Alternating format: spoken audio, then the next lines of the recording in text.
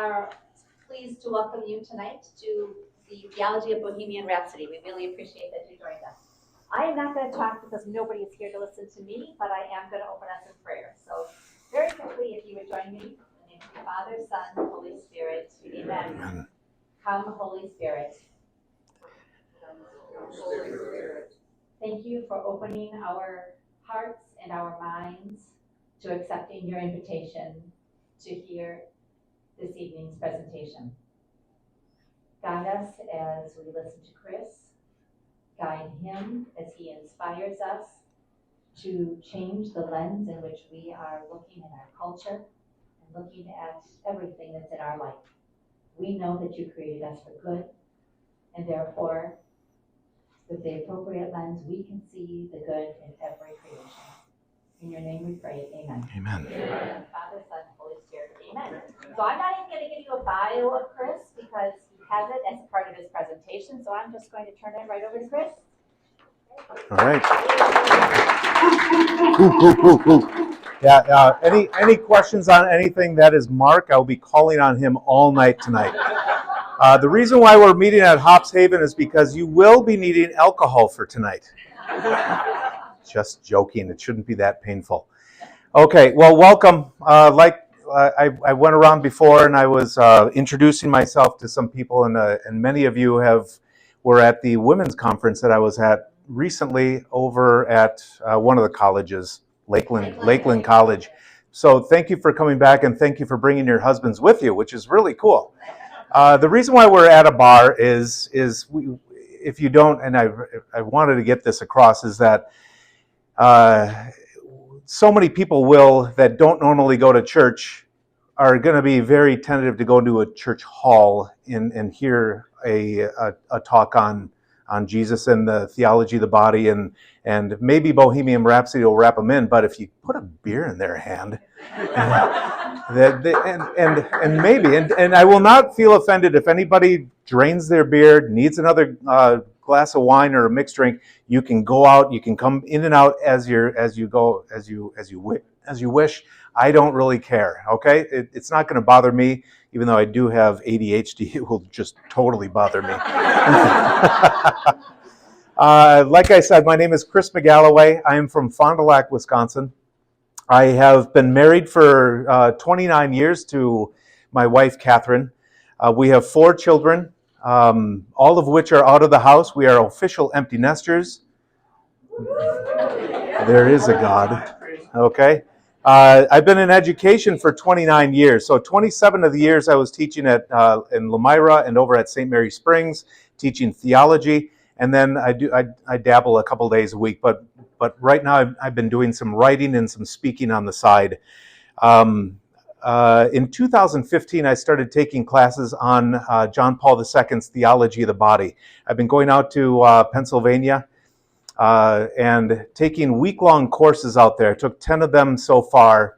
My wife says I cannot take any more, but we'll see about that.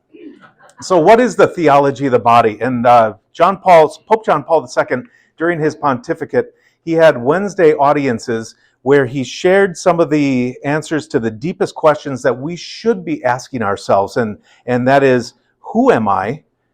Why am I here? How can I be happy? Why do I experience all these deep desires and longings in my body and soul? And what am I to do with those? And what is my ultimate destiny? And how do I get there? Okay? So this night is all about music. It's about Bohemian Rhapsody. It's theology that's tied in with that piece of music. You're probably wondering, all of you are probably sitting here, I gotta hear this. I was telling somebody over the weekend, I said, yeah, I'm going to talk in Sheboygan on the theology of Bohemian Rhapsody. And they're like, yeah, right. I said, no, I'm serious. It's actually pretty cool. To me, anyway. So if you don't like it, just clap at the end and I'll be happy. So, so that's what tonight is all about. That's why we're here, is to discover that the music that we already listen to, we can find the theology in most music. So theology means is the study of God. And so I don't listen to gospel music. I don't listen to Christian music. I don't listen to New Age, Christian, whatever. I listen to Fleetwood Mac. I listen to Bob Seger. I listen to U2. I listen to Garth Brooks, and sometimes I listen to Pavarotti. I remember sitting around a campfire many years ago, and it was a group of people, and it was including family members and friends, and my daughter Megan and I, we'd banter back and forth. Dad, what is the song? What's the song all about? And we would banter back and forth, and we'd find the theology in the music that we were listening to that everybody was loving around the campfire. And so we started talking about those different things, and all of a sudden, one of the girls got up and she said, and she was a fallen away Catholic. She doesn't even go to Christmas or Easter anymore. And I said, and she got up and she was all upset. And she says, how come they didn't teach this in CCD class? I said, well, what do you mean? She says, the way that you make it sound is that we can find God in all the music that we listen to. And the answer is we can find God. We just have to open up our eyes, open up our ears, and open up our mouths or our hearts to everything that God is trying to say to us. So you'll hear me say it time and time again. Music is a conduit that leads us, it's an icon that leads us to God in heaven. Okay? Sitting around a campfire. There is theology. Sitting around a campfire, having a beer with friends, and listening to good music. There is theology in that, and that's what I'm trying to get across tonight, is let's find the theology in that, and maybe, just maybe, we can bring those fringe people back into the church and then show them the absolute beauty that they're missing already, okay? All right, so, but again, that is the tragedy and the beauty of our Catholic faith. The beauty is that we have the Eucharist, we have the saints, we have the beauty of the churches, we have the people that attend, we have the beauty of the sacraments. The tragedy is our advertising is sometimes horrible. We mostly cater to those that already go to church. My wife and I went to church on Sunday. We got back from Indiana, went to a late mass, and we sat there, and I knew who the reader was even before the reader got up to read. He got up and his hands were folded like this. He got up and he floated up to the altar. He gave a profound, theatrical, profound bow in front of the altar and opened up the lectionary and then gave his rendition of the book of Ezra in a Shakespearean whatever. I'm totally embellishing the story. But you get it. I mean, is that attractive to people that are sitting in the seats for the very first time thinking, I can't be that guy. I can't be that guy. There's no way I'm going to get to the level of that person. When in reality, we can, and it's much easier than what we think. Okay? We have to figure out a way to make it more relatable for those that don't attend. I'm not saying that we should bring the church in the 21st century or the 22nd century. I can't remember what century we're in. But our faith and our church are timeless. We can do this through the songs that we listen to already. We just have to tap into the meaning of our desires and the meaning of everything that we listen into our music. How can a song make us understand how we're feeling? How can we relate with a scene in a movie? Why do women cry at romantic comedies, but guys absolutely love movies on redemption? We can hear the suffering in the lyrics of those great songs, the guttural sufferings of some of these songs that we already listen to. We don't have to listen to anything that is Christian or faith-based. We just listen to what people have gone through, these experiences that people have gone through already, and then we can tap into that because we've all been there before. There's not one person in this room, I don't care how holy you are. Is there a priest in here? I don't care how holy you are. we Show us your beard. There you go. But the thing is that every single one of us has had triumphs and tragedies in our life, and some things that we have said that we wish that we could just stuff right back into our mouths. And we think to ourselves, why did I say that? Why did I say that? So all these things, all these songs, they tap into our deepest desires, our deepest emotions. And these things are icons that can be seen with the proper vision that will lead us to God in heaven.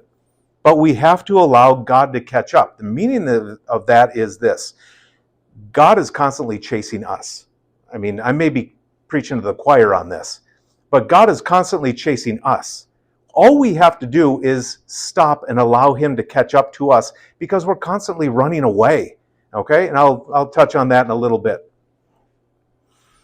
But there's music for every emotion that we have. There's music that you play after breakups. There's music of death and defiance. There's music for annoyance and triumph and pain and misunderstanding. And a couple months ago, when that whole P. Diddy stuff was coming out, and I know it's not over. I know it's going to come out even worse. But I remember a story on Justin Bieber. And they showed a video of Justin Bieber on stage, and he was singing a song called Lonely. And he was throwing swear words into this thing and everything, but he was bawling his eyes out. And the lyrics to that song, and I can't remember what the lyrics were, but he was bawling his eyes out on stage in front of thousands of people. And these other people were singing the song back to him, and he was singing the song to them. It's almost as if they were in communion with each other. And these people in the audience were crying.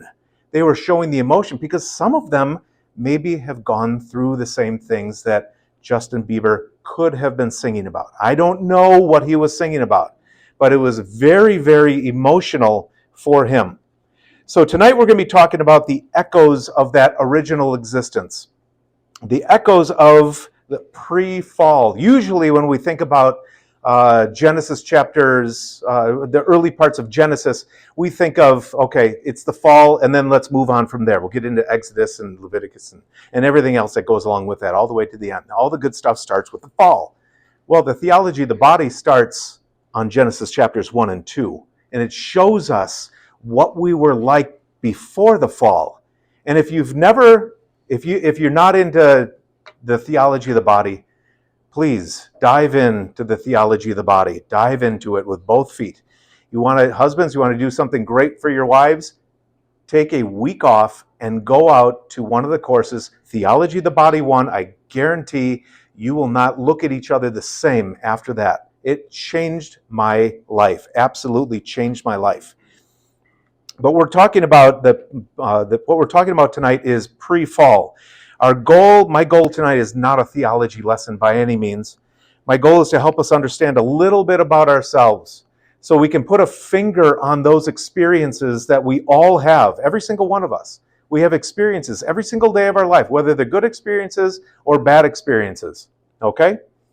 That somehow, somewhere, somebody is feeling the same way.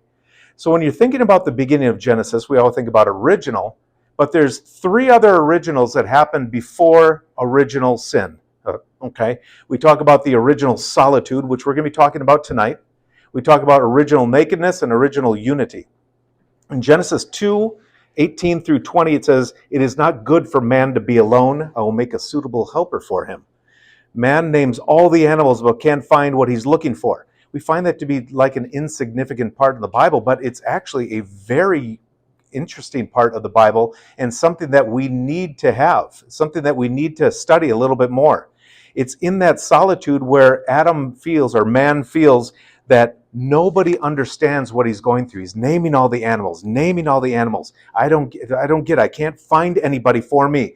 It is as if that original solitude is a very scary thing for us. Okay, alone. That the feeling of solitude is just that alone feeling. Being in solitude is a very scary thing Blaise Pascal said, all the world's problems stem from man's inability to live or to sit alone in a room for 1 full hour. It's good. Yeah. So when you're alone, thoughts start to creep in. You sit there, you start thinking about things. It's sort of scary. Am I good enough? Does my wife or husband really love me? Do they really love me? Do I make enough money for people to look at me like I'm somebody? What do we do to avoid solitude? We fill our lives with distractions, and there's distractions all around us. We have distractions of television, football games, alcohol, work. I mean, the horrors of pornography all around us.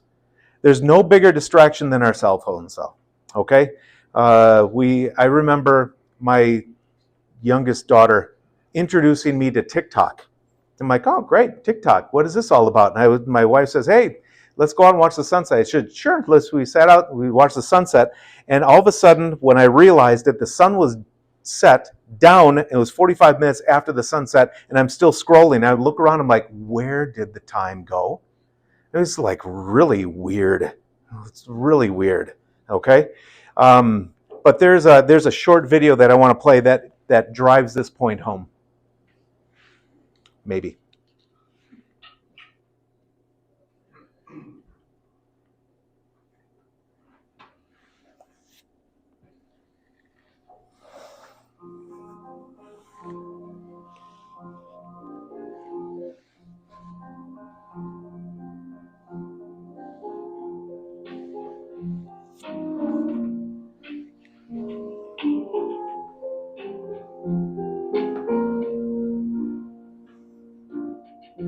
Around me are familiar faces, worn out places, worn out faces, bright and early for the daily races, going nowhere, going nowhere.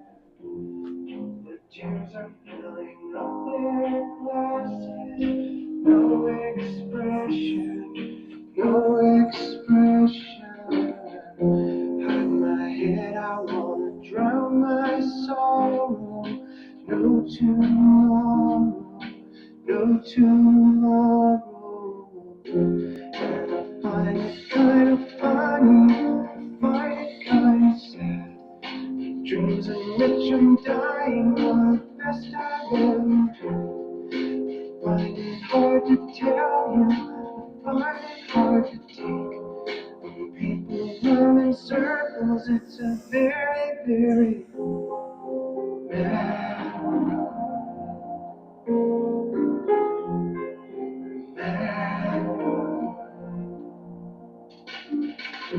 Children waiting for the day they feel good. Happy birthday, happy birthday. And feel the way that every child should sit and listen, sit and listen. Went to school and I was very nervous. No one knew me, no one knew me. Hello, teacher, tell me what's my lesson. Look right through me, look right through me.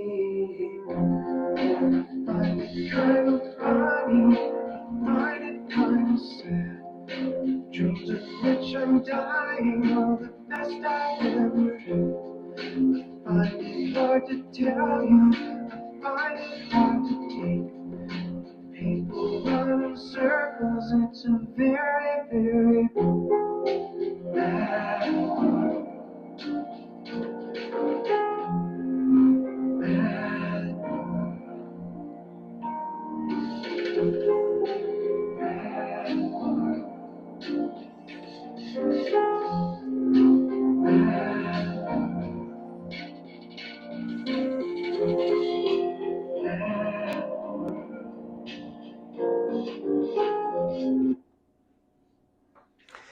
There is the art that people make, the commercials that people make, the little videos that people make.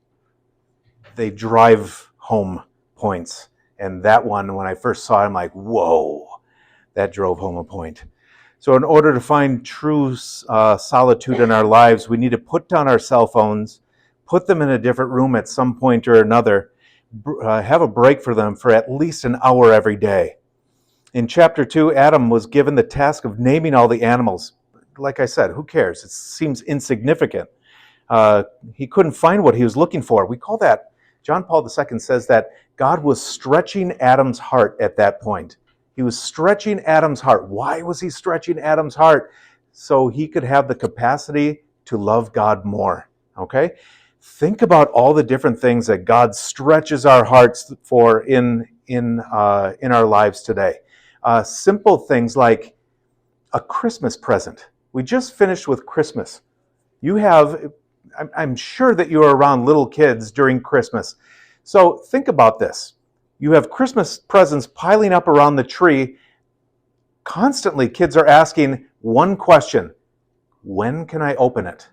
When can I open? Can I just open just one? Can I just open just one? And you say no, boom, on the floor, kicking and screaming. At that point, it is a stretching of their hearts. It is a beautiful stretching of our hearts. If we could see it for what it is, we would be so cruel to our kids. It's awesome. So that's the theology of a Christmas present. You take your son or daughter to Target. Well, I remember taking my daughter Lauren to Target. And Lauren, we went through the toy section. I told her before we got there, no toys. We're going there for toilet paper. Okay? And she's like, okay, all right. So we get into the toy section, and she has a meltdown. And we were an island, and everybody at Target was the river that was going around us. And I'm telling you, I thought for sure they were going to call the police because Lauren was having a meltdown. Her face was red. She's kicking and screaming. That is a beautiful spot. And my wife and I stood there, and we just looked down at her, and in a calm voice, every now and again, when you're ready, we can go. When you're ready, we can go. And so we didn't get toilet paper that day because when she was ready, we left because it was really, really embarrassing. So we have songs that highlight the original solitude. I'm going to name some of these songs that you can see that has that original solitude, that stretching of our hearts. Elton John, Don't Let the Sun Go Down on Me. Simon and Garfunkel, The Sound of Silence. Hello, darkness, my old friend. I've come to talk with you again. Oh, wow. Beautiful, beautiful. There's a group called Caroline a Liar. Show me what I'm looking for. It is somebody that is in search of something, he can't find it. Bono from U2 says this. In an interview, he says, all of us are looking for something that we already have. It's like we're being driven by a sense of discontentment to find God. And then he went on to write the lyrics. I have climbed every mountain. I have run through the fields only to be with you. And I still haven't found what I'm looking for. How beautiful is that? And this is coming from, we'll get to it. I always get ahead of myself. C.S. Lewis says this, if I find in my desires which nothing in this world can satisfy, the only logical explanation is that I was made for another world. And if I'm around a group of Catholics, I can say this, St. Augustine, you have made us for yourself, O Lord, and our hearts will remain restless until they rest in you. Okay? We are all called to be mystics. Let me explain that. A mystic allows beauty to penetrate their hearts. Okay? A mystic allows beauty to penetrate their hearts. The Stoic on one side, a Stoic is someone that is too afraid to allow themselves to sin and thus not enjoy life. Alcohol is bad. Dancing is for the devil. Think of the movie Footloose. Okay? All right? The addict, on the other hand, is someone that indulges in things so much that it becomes a distraction. Think of alcohol, cell phones, technology, food, maybe some hobbies that you have. Again, going into the horrors of pornography. If you could pick one, which one do you think would be closer to God? Would it be the stoic or would it be the addict? Which one would you think? When I was thinking about this, I'm thinking, well, the stoic, because they can't get in any trouble. But then the addict is the one that constantly is grabbing for something, but they can't find what they're looking for. I still haven't found what I'm looking for. They can fill themselves up with alcohol. They can fill themselves up with technology. They can fill themselves up with everything, thinking that is what is going to make them happy, and it doesn't make them happy at all. Okay? A mystic, which is the one that we're all called to, is someone that allows themselves to see through the things of life and sees God on the other end. It is to be penetrated by the beauty of God's creation, to see things normal people would just pass over. Okay? There is a movie, okay? One of my favorite movies, Shawshank Redemption. Who is familiar with Shawshank Redemption? Who has never seen Shawshank Redemption? You may leave. I will. You may leave. If you haven't seen Shawshank Redemption, go and see Shawshank. Rent it this weekend. It is so theological. It is so awesome. I will not give away the movie. I will not give it away at all. So the main character, Andy Dufresne, is wrongly accused of murdering his wife, and he's sent to prison for life. He is wrongly accused. Everybody knows this. The producer of the movie showed that he did not kill his wife. So he's in the prison all by himself. The clip that I want to show you is the original solitude that he's going through. But he's so new to prison, he brings some of the brightness from the outside world into the prison. So the entire movie is about that original solitude with resurrection at the end. He rises above the junk that surrounds him in prison. Andy is new to prison, still had eyes to see the created beauty that surrounds Shawshank. And in the scene that I'm about to show you, Andy is helping the warden out with some of his taxes. When I say that he's helping the warden out with some of his taxes, he's not. He's totally doing tax fraud for the warden. Okay? But he finds, but as he's going through all of his things, the warden's gone, he's off doing his warden things. He gets and he looks and he finds this box of old records. And he looks through it, and Andy is a very wealthy person on the outside of prison, and he looks and he finds records that he's familiar with, okay? And he puts it on.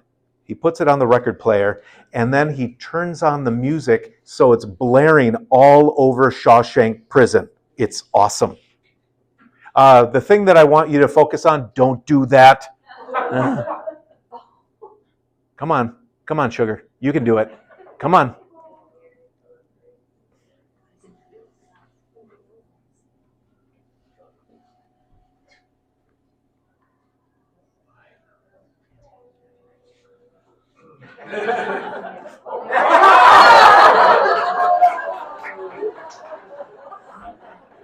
Thank you. I think Father had something to do with that one.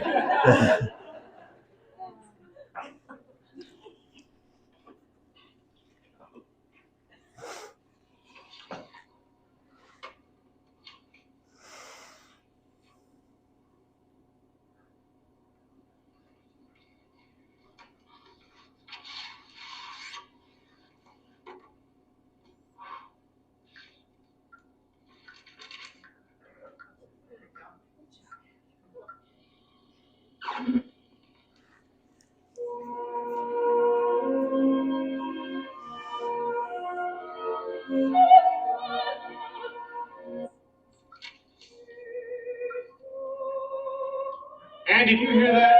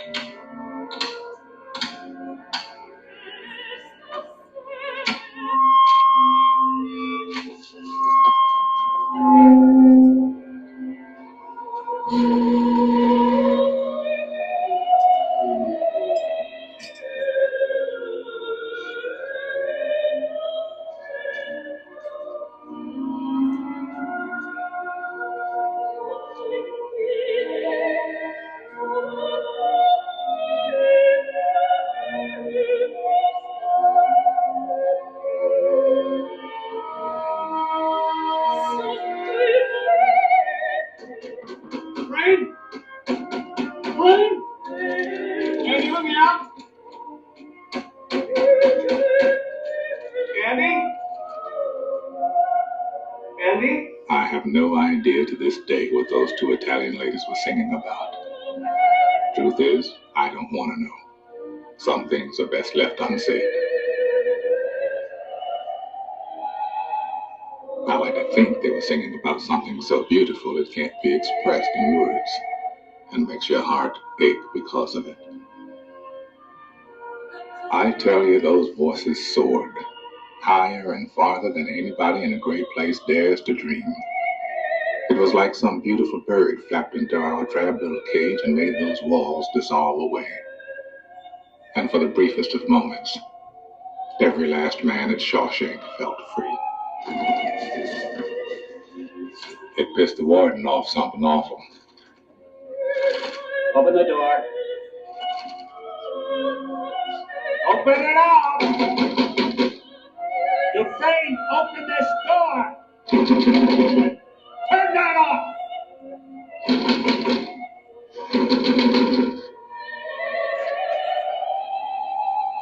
I am warning you, Dufresne, turn that off!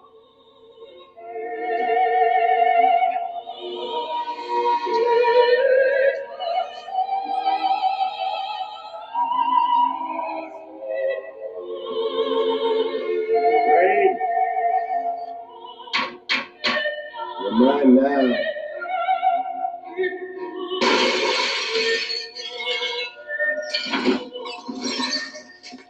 Andy got 2 weeks in the hole for that little stunt. On your feet.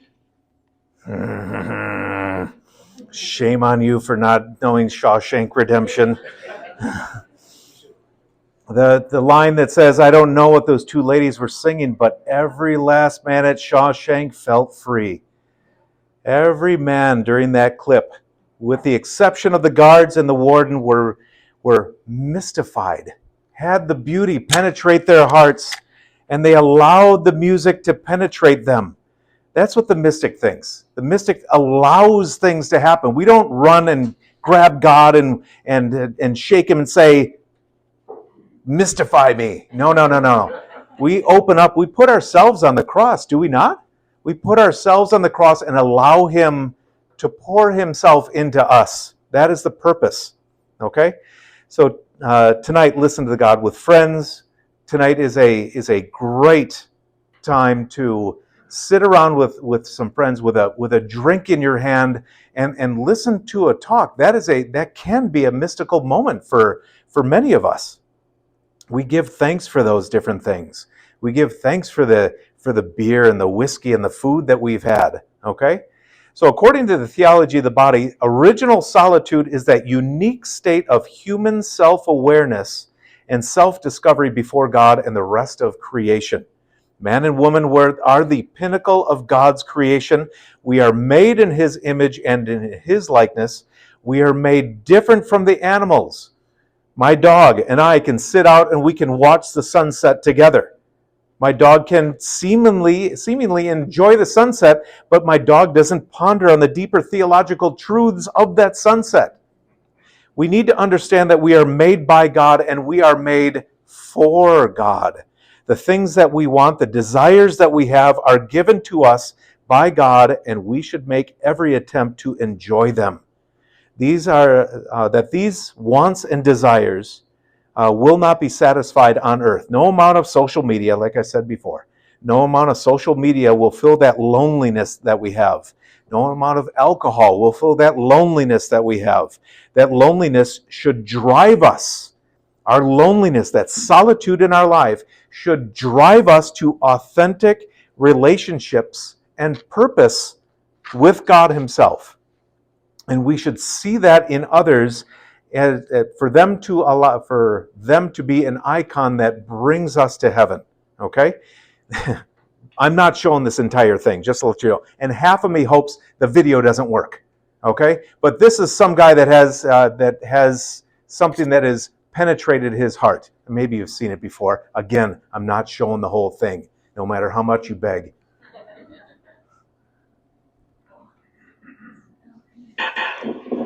Whoa, that's a full rainbow. All the way. Double rainbow. Oh my God. It's a double rainbow all the way. Whoa, that's so intense. Whoa, man. Wow. Whoa. Whoa. Whoa! Oh my God! Oh my God! Oh my God! Woo! Oh wow!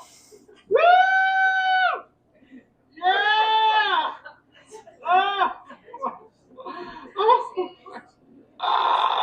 oh my God! Look at that! It's starting to even look like a triple rainbow. Oh my God! Again, it goes on for 3 minutes. We don't need to see the whole thing. Oh boy, I will tell you, this guy was on like one of the morning shows. He was not on drugs. So he says. So he says. He was not on drugs. He was not drunk. He said that it actually penetrated his heart. He understood it for what it was. And if we can have ordinary conversations as exciting as the double rainbow guy, or see our wives like the double rainbow guy, or see a whiskey old fashioned like the double rainbow guy, we can see God in everything. He sees God in everything. It's a beautiful, beautiful thing. So artists, singers and songwriters and actors, help us step into that original solitude and help us sit in those inner depths of their soul, and they question those things. These singers and songwriters and actors, they question things when they're in their inner solitude that we are told never to question. Don't think about those things. You shouldn't be thinking about those things. Okay? As we're going to be seeing with the song Bohemian Rhapsody, Freddie Mercury sat in his sorrow, sat in his original solitude. Okay? They take an in-depth view of their lives and they write down the lyrics to a song, the lines to a poem, or the words to a manuscript. Freddie Mercury is no different than any of those guys. In fact, I think that Freddie Mercury has some pretty crazy mystical abilities. Christopher West, who is he was one of my classroom teachers. If you don't know who he is, he's like the Theology of the Body guy. Christopher West used to call these people mystics, but they don't lead the most wholesome lifestyle in the world. He calls them twisted mystics, which is actually a great thing. It's a person that taps in their mystical abilities, but doesn't lead the best lifestyle. Some of the lyrics and music created are deep, deep prayers of the heart, cries and yearnings that come up from the heart, found in those guttural areas of the soul. In our solitude is where God speaks to us clearly. Those with the gift, those with this gift, write down those words and sing them so the rest of the world can hear. But when the music turns off, these people's lives are less mystical and more about addiction. Okay, does that make sense? That whole original solitude thing makes sense to everybody? Because we're going to sort of change gears and get into the song and Freddie Mercury and all of the things that surround him. So I don't know about you, but it gives me a sense of relief that the deep thoughts of these singers and songwriters and actors and everybody else, they're searching for the original meaning. They're constantly searching for these things. So now let's take a look at Bohemian Rhapsody. To me, Bohemian Rhapsody is an incredible prayer. And prayers come in all forms. We have rote prayers, we have prayers of thanksgiving, prayers before meals and bedtime, prayers when we wake up, we have surface level prayers, we have our nighttime prayers, we have repetitive prayers in the rosary, we have powerful prayers that come from the deepest desires, our celebrations, and our sorrows. My daughter just had her first child, my first grandchild. And I can tell you for 7.5 months leading up to that child's birth, I had some of the best prayers because I was praying to some child that I couldn't touch. And it was incredible. It was so beautiful. But I would write notes every day to my granddaughter before she was born. Another one is we can find these things in our deep sorrows. My dad passed away when I was 22 years old. I watched the strong man that I knew all those years. He taught me so much, going from 208 pounds all the way down to his last journal entry was 140 pounds. I can't tell you in the final weeks how much I cried. I can't tell you how angry I got, but in those, being angry and having those tears flowing and begging for some sort of miracle to happen were incredible prayers. They were awesome. So it's where we hurt the most. The suffering is one hell of a prayer. It's where we feel nobody understands us. It's that low point of our life where we think nobody gets it. Nobody understands me. It's weird, but when we think that we're praying, when we don't think that we're praying, we're actually praying the most. Okay? So on the surface, Bohemian Rhapsody, the lyrics are pretty straightforward. It starts off in a dreamlike state. It talks about a boy that just killed a man, telling his mother that he's too young to go to jail or to die. He appears in a bizarre court of law and seems to be convicted of some sort of crime. He then gets kicked out. Then these people kick him out, and he seems convicted of all these crimes that he committed. And he starts yelling and screaming. It's sort of a weird ending, like it sort of leaves you hanging. It's just like nothing ever happened. But the music aspect of it is the crazy part. Okay, it starts off with a slow ballad. Dun, dun, dun, dun, dun, dun. Sort of like it's lulling you to sleep. And then it breaks off into an opera, goes into hard rock, and then back to a ballad again, but we're not done. There's a gong at the end, okay? Gong. I'm like, okay, whatever. If this song can't be unique enough, I don't want to say weird, it's just unique. It's just so unique. So when asked about the lyrics of the song, Freddie Mercury said this. He said, the lyrics have no meaning whatsoever.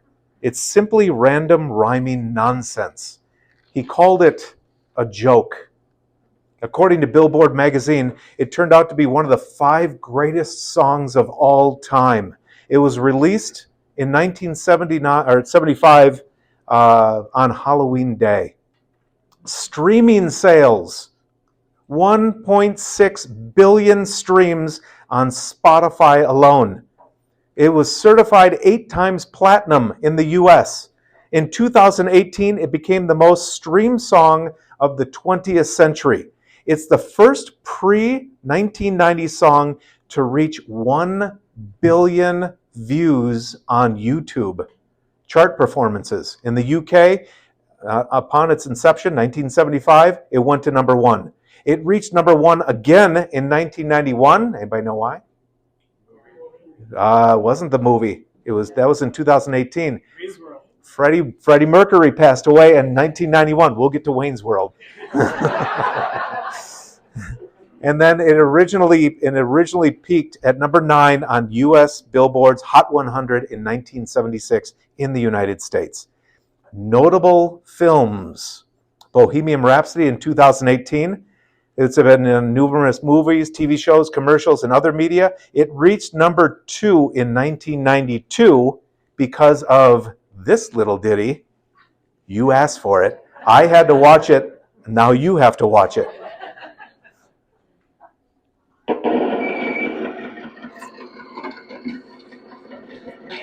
This is my best friend, Garth Elgar.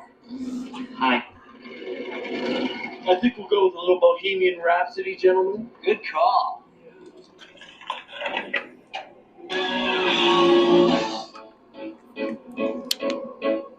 I see a little silhouette of a man. Scaramouche, will you do the fandango? Thunderbolt and lightning, very, very frightening me.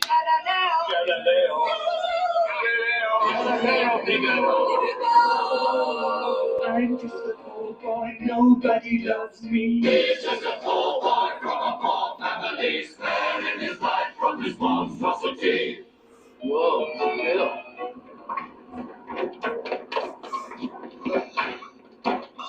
Phil, what are you doing here? You're partied out, man. Again. What if he honks in the car? I'm giving you a no honk guarantee. Phil! If you're gonna spew into this. Easy come, easy go, will you let me go?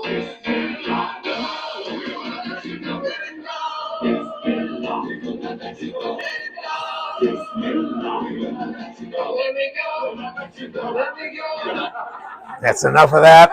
Enough of Wayne's World. All right, so beyond the fun, beyond everything else, there's more to this song. I believe it's a window into Freddie Mercury's soul, but it's one heck of a prayer if we have the eyes to see.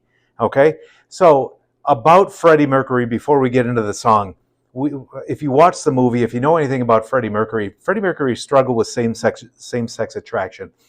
We know this from the movie. I looked it up, and he did. It's something that he struggled with much of his at least his career. In the 1970s, obviously this is not socially acceptable. His parents were very strong in their faith, and their faith is called the Zoroastrian faith. It is not a Christian faith. Freddie hid his same-sex attraction from his family, never admitted his same-sex attraction, but he did struggle with it. And then a little bit about that Zoroastrian faith will help us understand a little bit about maybe why he wrote the song.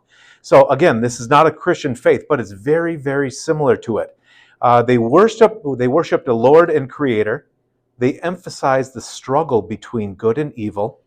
Followers are encouraged to do good through thoughts, words, and actions. Sounds familiar. They believe in an afterlife and final judgment, heaven and hell. And then at Freddie's funeral and burial, it was conducted by a Zoroastrian priest. That means this, that Freddie kept his faith throughout his life. He understood, he had always that, I don't want to say a dark cloud, but in the lifestyle that he was leading, it could have been like a dark cloud, okay? Bohemian Rhapsody gives us clues about how he was feeling at that time of his life. So try to imagine him writing a song in that solitude. Singers and songwriters, they sing, they write down their lyrics, not in noisy environments, not in a bar. They probably go to a very quiet place. So him writing this in a quiet place, fully exposing himself to the truth that he was living, knowing that the lifestyle that he was living was not a healthy one, especially the lead singer of Queen, which they said that at the height of his success, Freddie Mercury threw huge parties and had plenty of alcohol and plenty of drugs, and his drug of choice at that time was cocaine. Okay? So during his writing, he allows God to penetrate even through all the drugs, through everything that he is feeling. Okay? He allows God for that moment to catch up to him, just for a little bit, and then obviously he just kept running away from it after that. So in order to understand the lyrics, we have to start looking at some of the definitions. So there's sheets in front of you. I know we're not doing a sing-along. I know that some of you asked me, please, Chris, can we do a sing-along tonight? And the answer is no, we cannot do a sing-along tonight. So Sheila, no sing-along. Yeah, I know, bummer. Okay, but it's so interesting. So in the first section, I have them sectioned off in section 1, 2, 3, 4, and 5. If anybody needs a sheet, I have them up over here if you want to follow on. Otherwise, it's really not that big a deal. Okay? So in order to understand the song, we have to dive into the lyrics, into the melody and the songs and then how it plays out. To me, Freddie was a lover of the semantics, the study of the meaning of the word. And he had to have been. After we get going on this, he had to have been a guy that loved to put words or clues, especially into this song. So the very first thing that I want to go through is the title, Bohemian Rhapsody. When I first thought about it, I thought, okay, Bohemian, it's somebody from Bohemia. Where's Bohemia? I had to look it up. It's close to the Czech Republic. That makes no sense whatsoever. Okay, so I'm just going to keep going. Rhapsody. Rhapsody means an enthusiastic expression of feeling, but Bohemian really drove me crazy. So I went back over to Bohemian. I'm like, what does Bohemian mean? It has to it can't just not mean anything. So I looked it up, and it means this: a socially unconventional person, especially one who is involved in the arts. What the heck is that? That is a huge clue to what this is. A socially unconventional person, Bohemian, a socially unconventional person, especially one who is involved in the arts, and then Rhapsody with an enthusiastic expression of feeling. Is this how he sees himself? Does he see himself as that unconventional person, different from the rest, with an enthusiasm of an overwhelming overwhelming show of enthusiasm about what he truly is? So when I first looked into the song, I wondered if it was just a complex puzzle that somebody had to really figure out. And this song has been ripped apart time and time again. I could be totally wrong on this, which I'm not. I'm not wrong. Okay, so the first section of the lyrics is this the real life? Is this just fantasy? Caught in a landslide, no escape from reality. And then you can read the rest. Open your eyes, look up to the skies and see. And then he says, and those are just like that angelic voices. If you've heard the song before, those are those angelic voices that were singing first. And then he chimes in, I'm just a poor boy, I need no sympathy. So it starts off with that slow ballad, almost lulling the audience to sleep. Confusion in life, what is right, what is wrong? He's looking up to the skies. Look up to the skies and see. When do we do that? We look up to the skies for God. And so it's almost starting off and giving us an idea that it's in a prayer. I'm just a poor boy. I need no sympathy. There you go. Right down in that solitude, that original solitude that we were talking about. And then they talk about anywhere the wind blows, that comes in and out of the song. Okay? And then that last part, little high, little low, any way the wind blows, it doesn't matter to me. That little high and little low, I had just had a little thing. It just brought me back to Revelation. Revelation 3:15, 16. I know your deeds. You are neither hot nor cold. I wish that you were either one or the other. Because you were lukewarm, neither hot nor cold, I am about to spit you out of my mouth. Is this how he saw himself in front of God? Okay? Is this how he saw himself in front of God? So now we go down to part number 2. Mama, I just killed a man. I put a gun against his head. Okay? Put a gun against whose head? Now, when we think about this, when I come here tonight, I am Chris McGalloway, the guy that is talking about Bohemian Rhapsody and bringing theology into it. When I'm over at my buddy's house, I am drinking beer, watching football, and maybe swearing at the TV because the Chiefs are cheating again. Okay? That's just a joke. Maybe. Not really. It's just ridiculous. Okay? But I have 2 different personalities. When I first got married, it was the first years of marriage were very difficult for me because I loved hanging out with my friends, and then I had this other life where it was at home with my wife, and my wife and I, we had children pretty early in our marriage. And so I had to struggle back and forth. And sometimes I wanted to put a gun against the married guy's head. I wanted to pull the trigger, and now he's dead.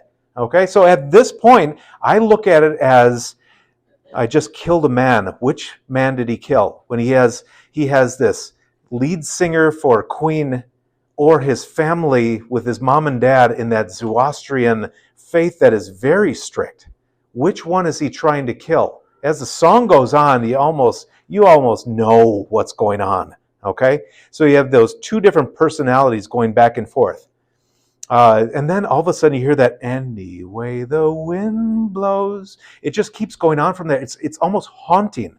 It's just a leaf, like he cannot ground himself, but there's something that is keeping him there.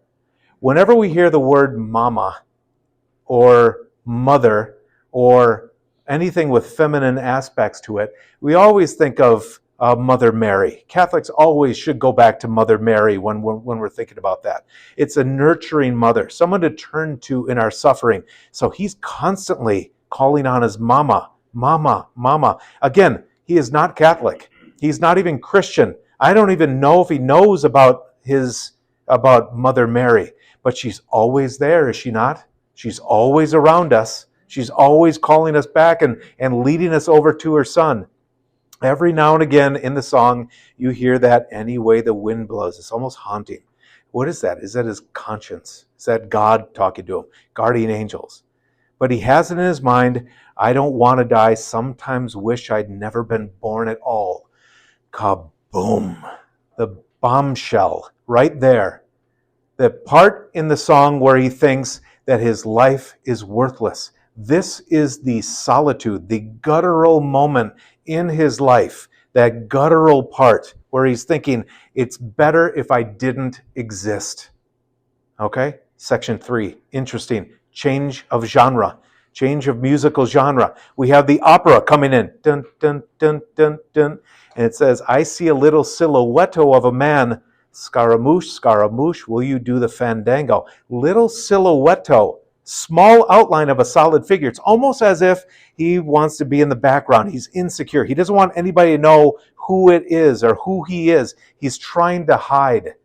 Okay? Scaramouche, interesting. Stock character in an Italian comedy who is a cowardly braggart.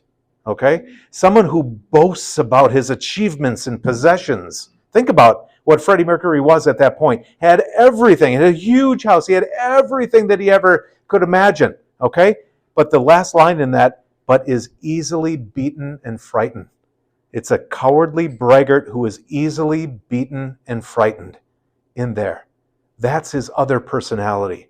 He sees, if you've seen the movie, if you know anything about Freddie Mercury, he walks around with confidence, but in the shadows, in his personal life, he is that guy that gets easily beaten and frightened. Is he telling us this?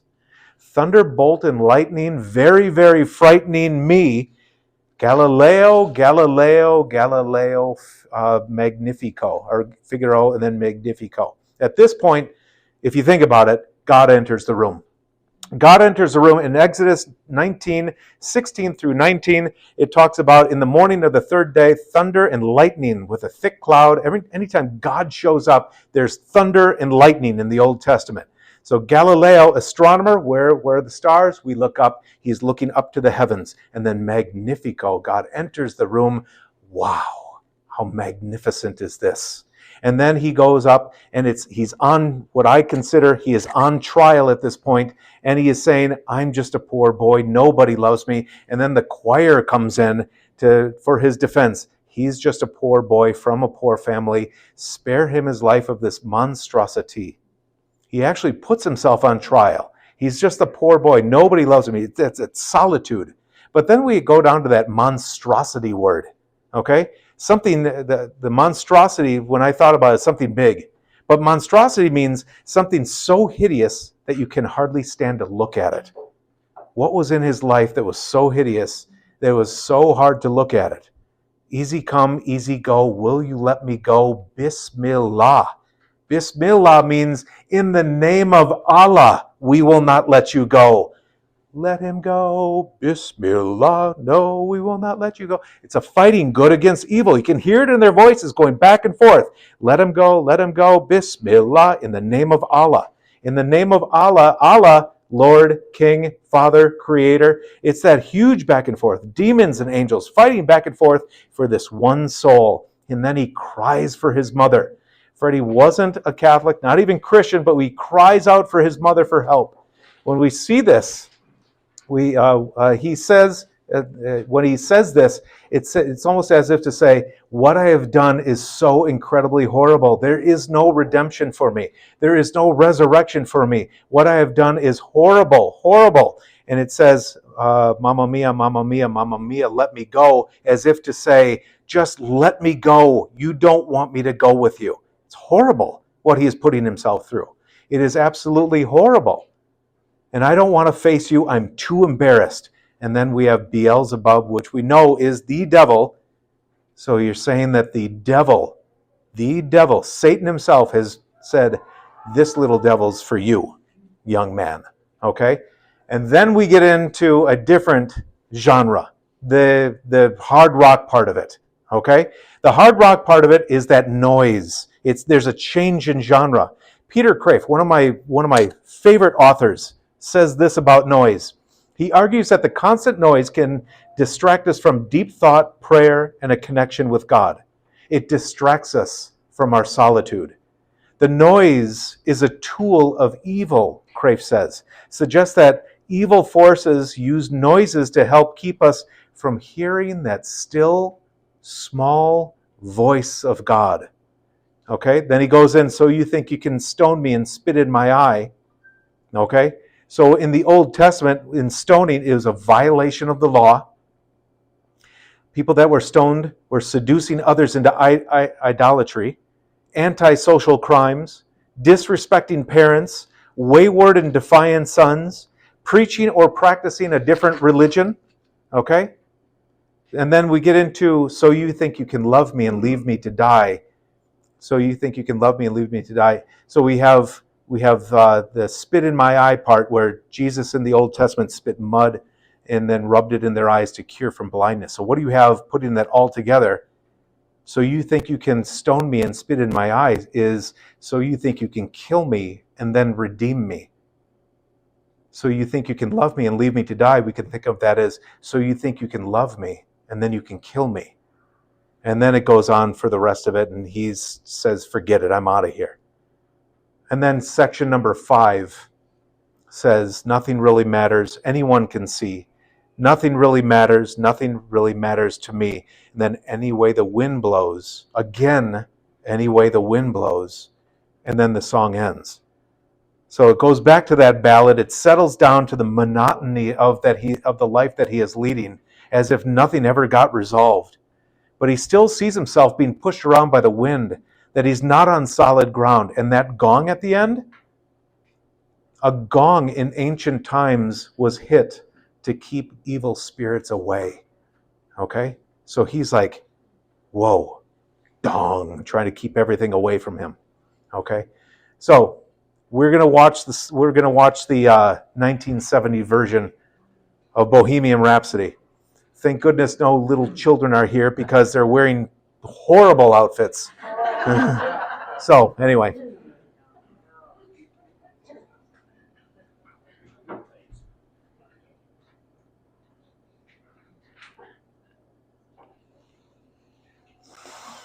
Is this the real life? Is this just fantasy?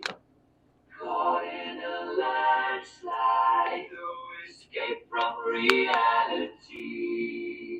Open your eyes, look up to the skies and see. I'm just a fool boy, not in no sympathy, 'cause I'm easy come, easy go, little high, little low. Anyway the wind blows doesn't really matter to me.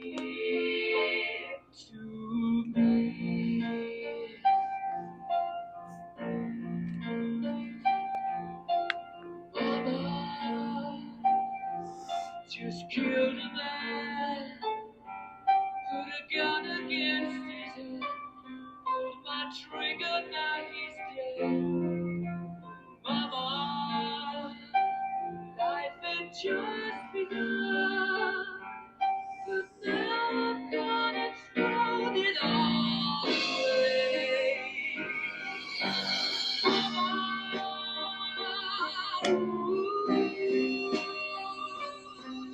didn't mean to make you cry. If I'm not back again this time tomorrow, carry on, carry on. Nothing really matters.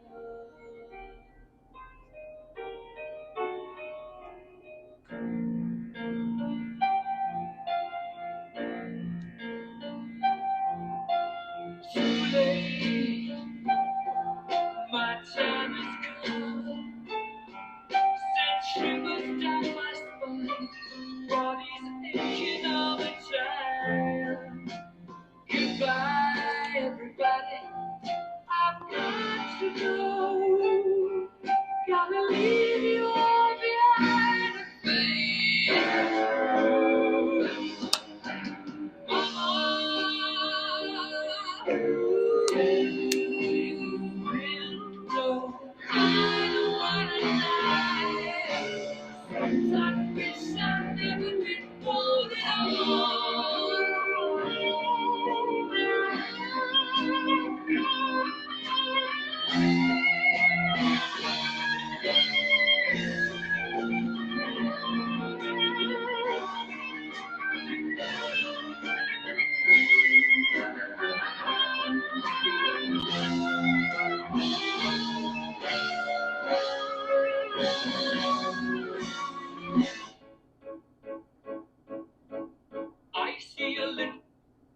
Uh-huh.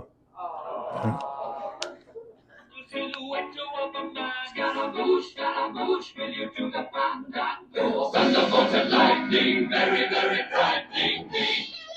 Galileo, we got a Magnifico! I'm just a poor boy, nobody loves me. He's just a poor boy from a poor family, sparing his life from this monstrosity. Easy come, easy go, will you let me go? Bismillah, no, we will not let you go. Let it go! Bismillah, we will not let you go. Let it go! Bismillah, we will not let you go. Let me go! We'll not let you go. Let me go! We'll not let you go. Let me go! Mamma mia, mamma mia, mamma mia, let me go. Beelzebub has a devil put aside for me, for me, for me.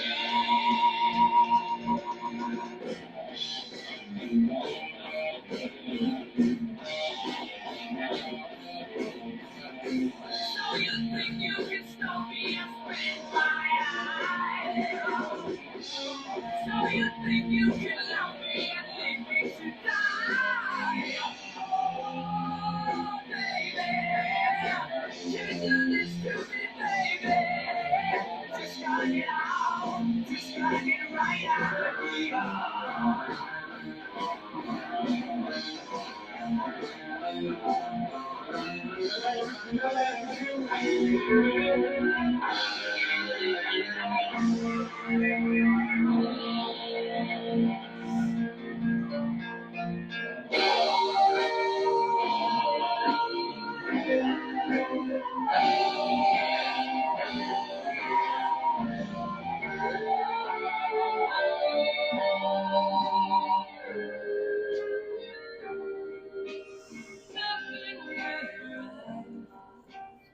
Anyone can see nothing really matters. Nothing really matters.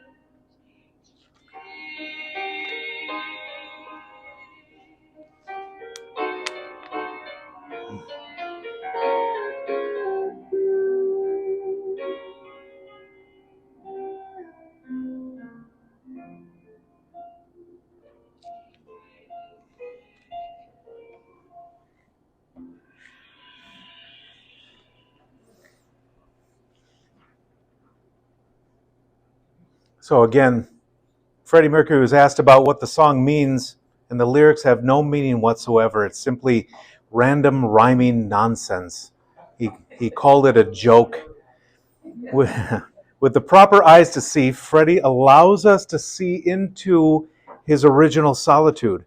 Because Freddie Mercury wrote the song, we can then adopt this song for our own lives, and we can put our own problems in where we think, where we have those monstrosity of things in our lives that we think that nobody understands.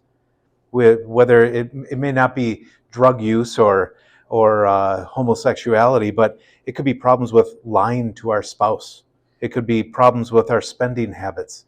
It could be problems with infidelity or pornography. The things that I would like you to take away from this evening are this. Much of the music that we already listen to, has deep, deep theological meaning.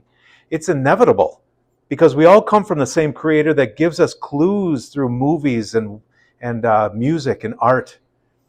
Step into your original solitude each day by unplugging at least 1 hour.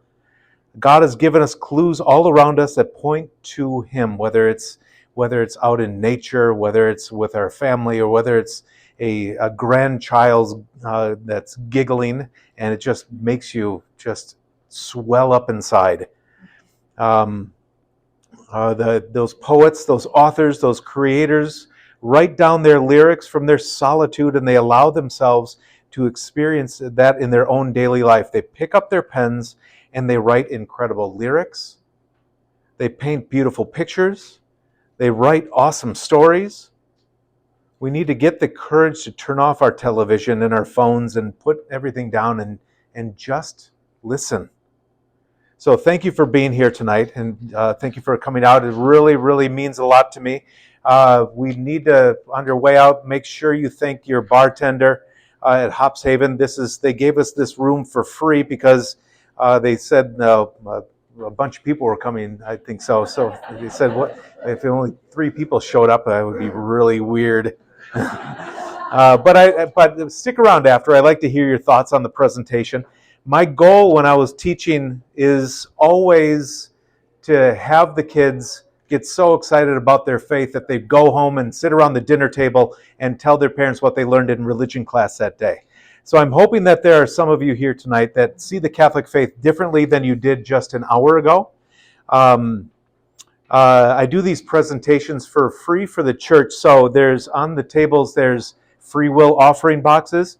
So if you like tonight's talk and learned a little bit about the Catholic faith or learned something new about yourself, I'd appreciate your support through the contribution on those baskets.